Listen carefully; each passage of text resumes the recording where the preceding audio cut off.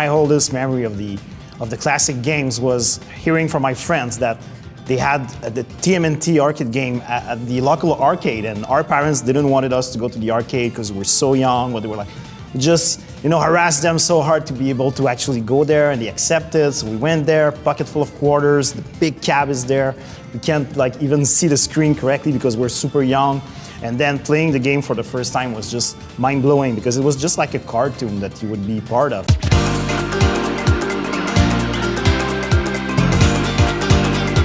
I've worked on a TMNT game before, but it's the first time I work on the 87 version of it, which is the version of TMNT that I grew up with. And I think what makes it really good is the tone. Like, it's really upbeat, and all the crazy characters of the series, how the game is easy to pick up and play, and also having fun with friends. Yeah, it's really a multiplayer experience for sure. I think this is the core of the game. I mean, it's the core of the Turtles, to be being a family, being with friends, having fun. So I think it all builds up to make the perfect thing for a video game. I replayed all of the games at the start of the production. What I took the most from the classic games is the pacing of the game, like how fast everything is. The game plays almost like a shoot 'em up where enemies enter the screen in patterns, and you have to kind of get into that rhythm to manage the crowds and beat the levels. Each level is designed as an episode. Yeah, and also it was something that was very present in the previous arcade games. You see the boss coming in at one point during the level, doing shenanigans, and then proceed with the stage. So I think it was something that was iconic to the DNA of the game, so that we really wanted to have back. Back at you, creeps.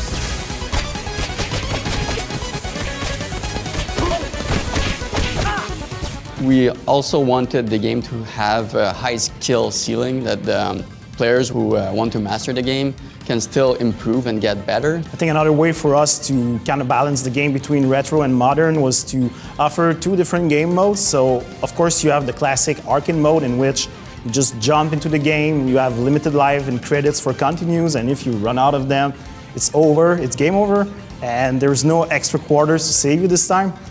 So this is perfect if you just want to play with friends, and complete the game in one sitting. But we also wanted to reach a wider audience, so we decided to go with the story mode, which presents the stages on the world map. It is actually New York City.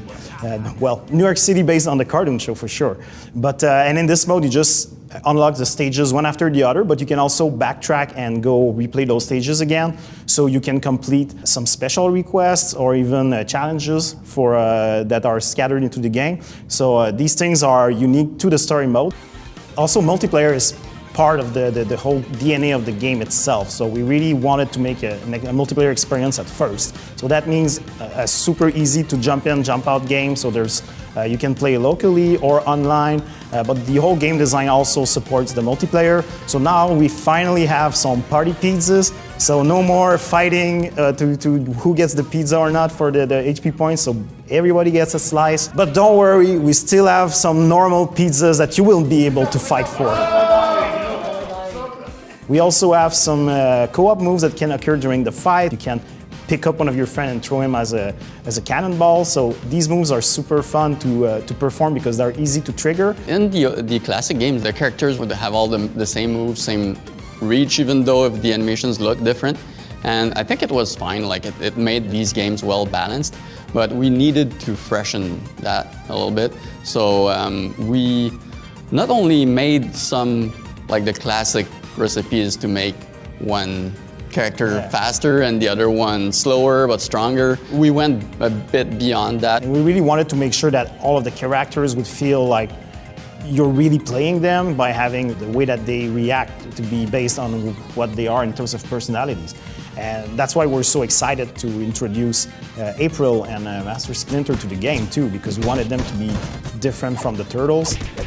We really wanted to have April in because, I mean, she's been hanging out with the Turtles for so long, so we were just telling ourselves, well, for sure she's gonna learn some moves along the way and be able to, just fight alongside the boys. But at the same time, she's not a turtle, so she has to be able to move in a different way and be faster yet and a bit more acrobatic. So that was some of the things we're so happy to be able to explore this time. Whole cast of characters that are very colorful, that are full of playfulness. I mean, they're all funny. I think it works so well as a video game, and I think it's also one of the reasons why it was so popular and engraved so well in our memories.